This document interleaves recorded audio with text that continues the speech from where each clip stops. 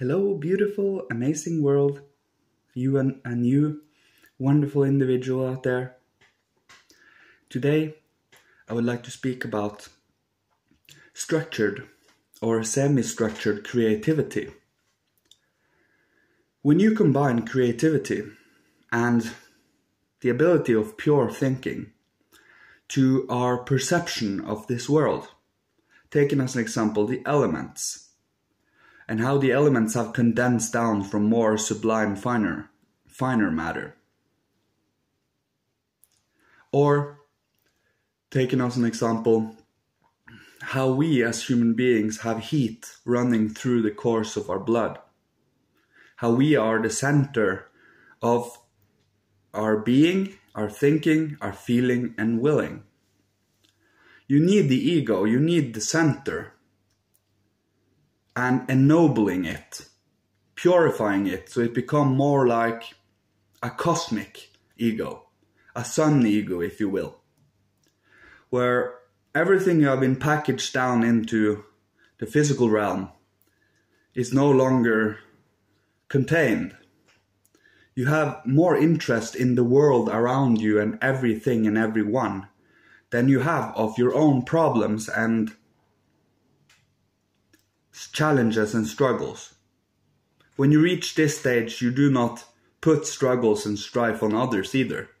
You take care of it yourself in solemn silence. This requires to be sure of who you are, what values you have, what you stand for in general, and what you practice every day, what you use every moment on. Because every moment you focus on a thing you are growing, it will grow. And let's say a human being that has done this for a long time, sees another human being and just for the entertainment of it, that other human being wants to lie and front of who he really is and say he has done the same. You will quickly feel how much time he has used. You will quickly feel, are you dedicated to this? Have you asked yourself questions? Have you gone deeper into your life and to everything around you? And you only need to ask 2 or 3 questions at most, and then you quickly have assessed where the human being is on their journey.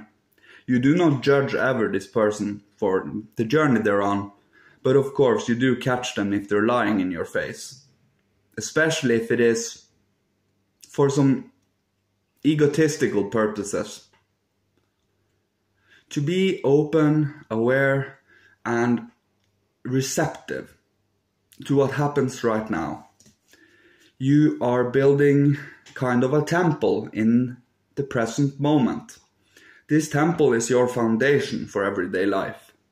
It also means that you stick to your values. You use your will. You are having fun with this in a sense. You're leveling up your character in a video game. But you yourself are focusing on with the combination of what you're given, because you do not always know what you need. They do. So they give you what you need and you take care of it by yourself through your own perceptive abilities and reflection, contemplation. When you have been sitting with a problem for a little while, consciously, not when is this going to go away and it is in the background gnawing at you. No, when you have been sitting consciously contemplating a problem, the answer often appears by itself. It's a why. You ask why questions and you gain answers from it by constantly living in this present and finding out why. That is what science have completely and utterly removed. Answers to why. You see, it is easy to say the universe is dead. It is easy to see that everything is matter and molecules that is operating on random assembly of forms and movements, because we don't know why. But when we know everything is alive, when we know everything has a path and a journey and a grand plan of things, you are suddenly finding out why.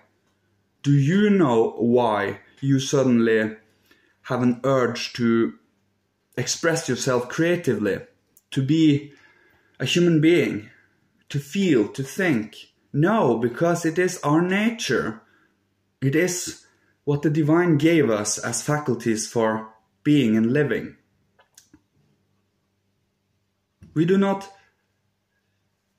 ask questions of, or how should I say this? You do not ask why and how, because everyone sees how. And the smaller you get, the less able you are to see unless you use instruments, which means we are not meant to go that deep. We are not meant to go that detailed. We have our eyes and we have our senses, our 12 senses. And we are meant to train these, strengthen them for perception and for life and for valuable living. You every day do actions, do practice, do different sets of training, more or less. Confirmation. To uphold a certain standard for yourself. Because when you do this alone, you do this with others. Many people are forgetting themselves alone and are letting their minds go in complete and utter chaos and passions and letting themselves go in mental wars with themselves. This is normal for everyone. In the astral realm, there is constant conflict and struggles. But only you can come to this understanding. And when you are strong enough to sit in any turbulence, to sit with a more or less with a poker face in any situation you're in, of course you feel everything. But you do not necessarily want to share that with everyone else. You want to have it. I want at least to take it in and to transform it and to make it something greater. To make it something that's easier to form an opinion that is loving, that is healing. Because when I give meaning and purpose and true beauty to how I perceive things, you give it the proper respect. When you go see a poop on the floor, you do not admire the poop. But when you see a statue, hand sculpted for many, many years on the floor, you admire it. You see the difference? Something is just omitted, other things are trained and built. And things you're just given hither and thither without truly reflecting on it, without truly knowing what you're saying or what it comes from, is more destructive than anything else. At least when you are gossiping about others to others or with yourself, at least you're honest with yourself in doing so and you're alone. But when you are with other human beings, it is important to be self-aware and to know what comes out of your body and soul and spirit.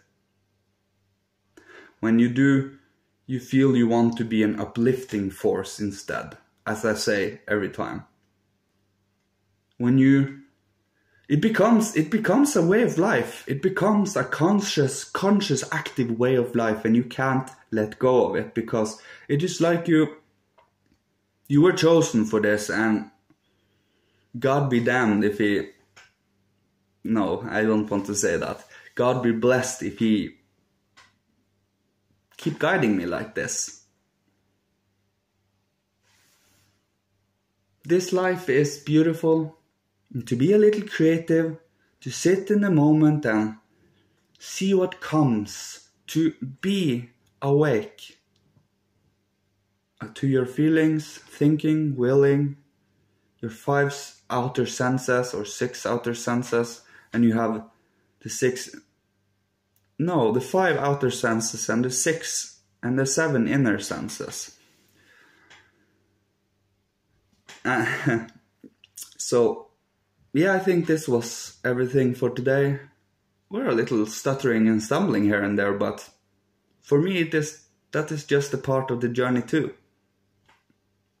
I like the fun in it. I like to see what comes.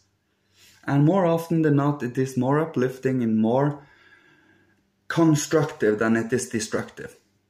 Because it brings about solutions to many of our inner troubles. Because we have been taught to focus on it in different ways.